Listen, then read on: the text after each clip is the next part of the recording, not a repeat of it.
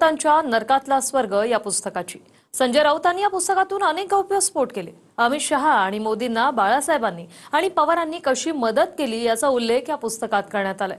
मात्र राऊतांच्या दाव्यावर महायुतीनं गांभीर्यानं प्रतिक्रिया न देता टोलेच लगावले। पाहूया।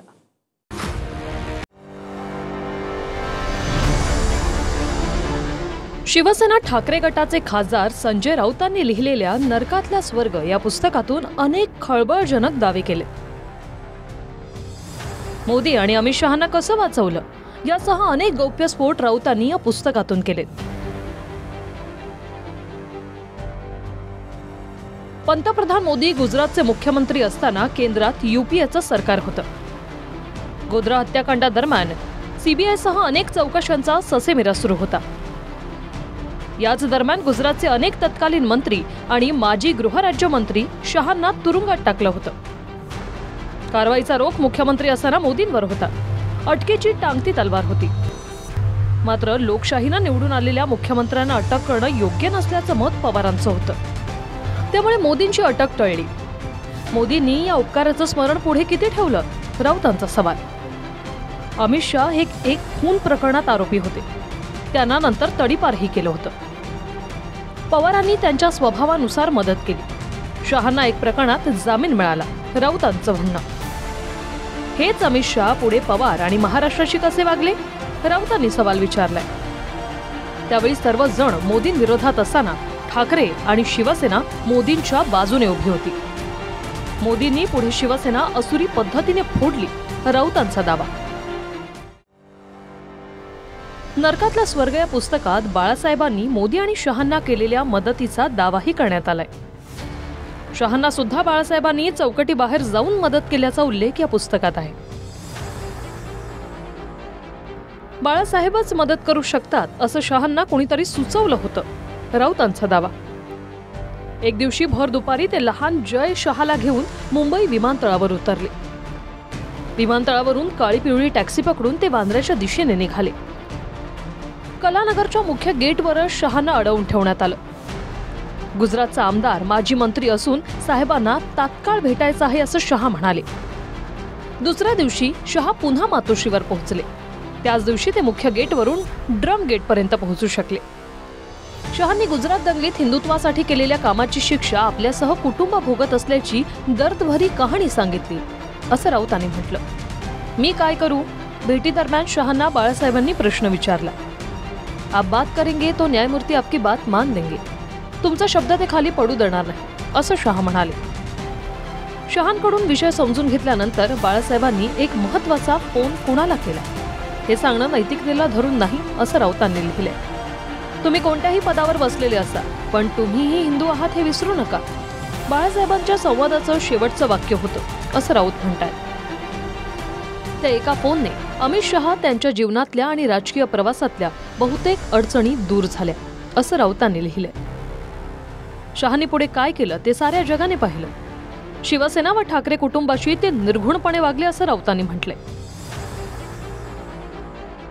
संजय राऊतांनी आपल्या पुस्तकातून छापेमारी दरम्यान शहांना केलेल्या फोन संदर्भातही एक दावा केलाय। ईडीकडून छापेमारीचं सत्र सुरू असताना दिल्लीत असणाऱ्या राऊतांनी शहांना फोन केला होता।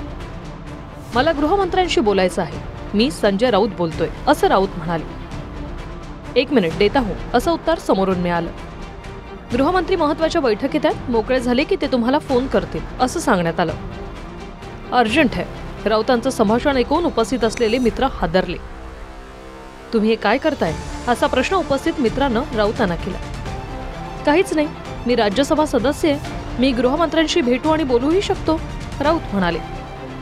गृहमंत्री बात करना चाहते हैं। 10 मिनिटांनी गृह मंत्रालयातून फोन आला। संजय जी बोलिए, आपने फोन किया था, समोरून अमित शहा म्हणाले।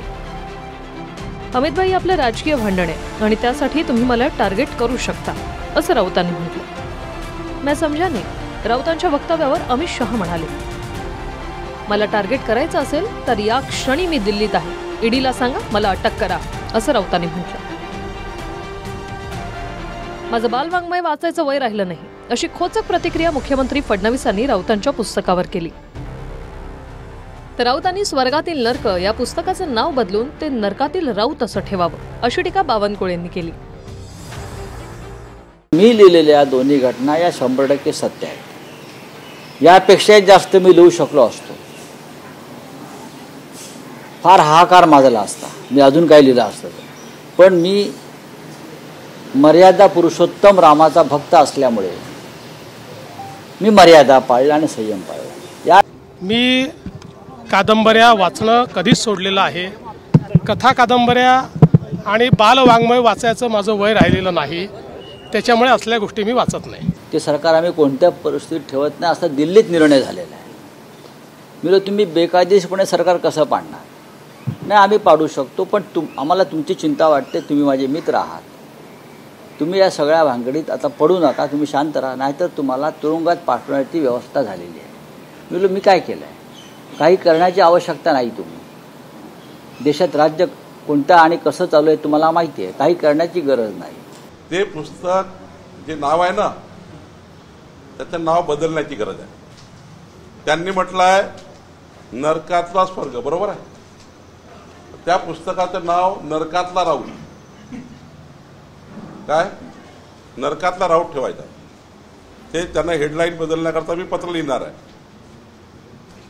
म्हणजे तुमच्या माध्यमातूनही आवाहन करतो मी संजय राऊतांना, ते नाव बदललं पाहिजे, नरकातला राऊत केलं पाहिजे.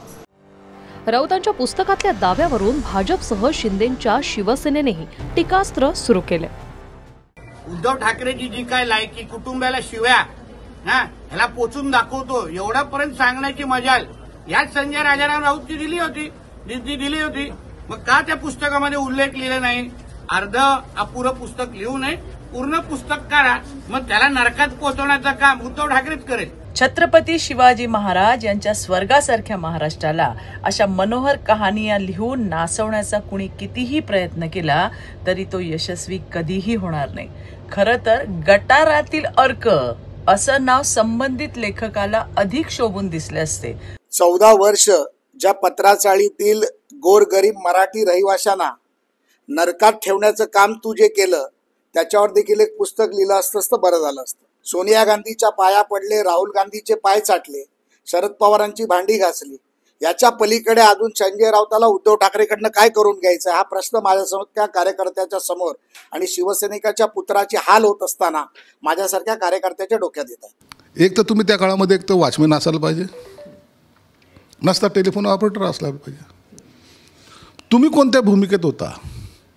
ही स्टोरी लिहितोय ना आपण, स्क्रिप्ट लिहितोय ना, तर कोणत्या भूमिकेत होता? तुम्हाला कसं कळालं? हे जेलमध्ये पडलेले स्वप्न आहेत. दिनेश दुखंडे, TV9 मराठी.